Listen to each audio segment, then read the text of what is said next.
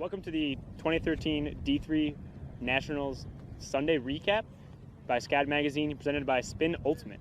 I'm Jimmy Leppert. I'm Charlie Anders. And looking at today's action in the Open Division, we had two very exciting quarterfinal matchups between the University of Puget Sound Postman and Harding. That game was trading back and forth between the two of them.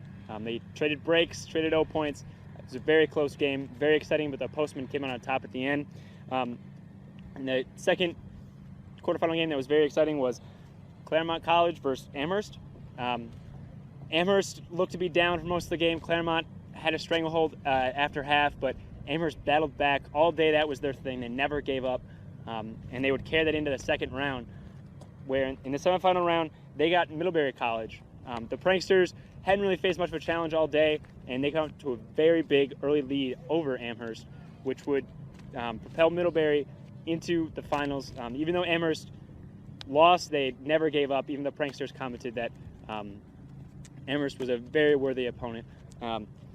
The other semifinal was the University of Puget Sound versus Stevens Tech. Stevens Tech, representing the Metro East, hadn't played too well on Saturday, but really brought it together today.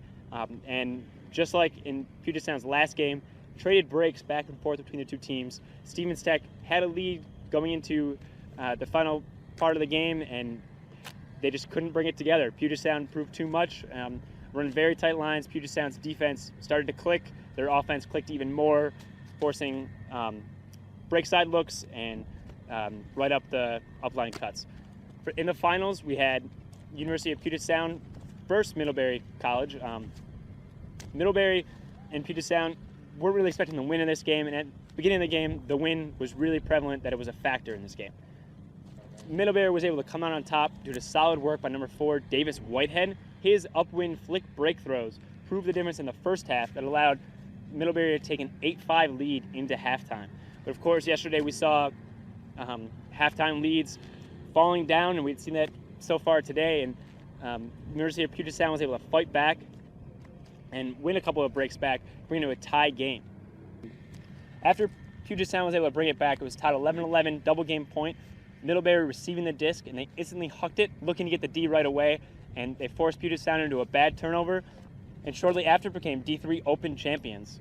This is the second year in a row that Puget Sound lost in the finals on double game point, but they definitely had a very hard-fought game and a very worthy opponent in Middlebury College, who weren't really challenged this weekend until this game, but proved that they can last through a challenge like this. Charlie, how was it on the women's side? On the women's side, the only really noteworthy quarterfinal was between Williams and Carleton. Williams really relies on 6'3" Claire Basher. She handles, she goes deep clearly. But she literally does everything for that team. And they really relied on her to shred apart Carleton's zone that they were trying to throw. A lot of the times when they were trapped, they would just throw it up to her and she would come down with it.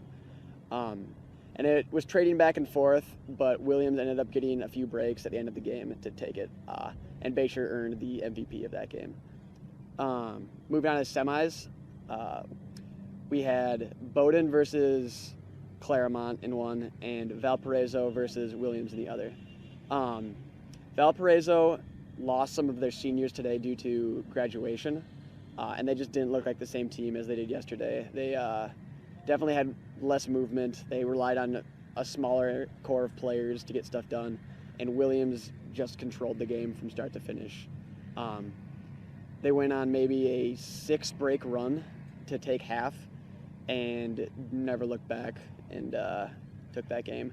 In the other semifinal, Bowdoin took care of business against Claremont, was never really close. And that pitted Bowdoin versus Williams in the final. These are the 2 and the 4 seeds coming into the tournament. And so no one was really that surprised to see them there. But Bowdoin was in control the entire game. Number 11, Phoebe Aron, really took care of business against their man defense to start. The first maybe 6 points of the game went to Bowdoin, and they were cruising. And then Williams decided to switch up the defense and try a zone as the wind got a little stronger. And they got a couple breaks back, but Aron had fantastic over-the-cup throws and hammers and high releases and the whole arsenal. And Bowdoin never looked back after that point and took the game 15-5 in really what was never even remotely close. Bowdoin was clearly head and shoulders above everyone else at this tournament. So that was Sunday here at D3 Nationals here in Milwaukee, Wisconsin. It was a very sunny day, and it proved to be a very windy day as well, which affected both finals. But coming out on top was Bowdoin on the women's side and Middlebury on the open side. For Scott Magazine, presented by Spin Ultimate, I'm Jimmy Leppert. I'm Charlie Anders. And thank you for tuning in.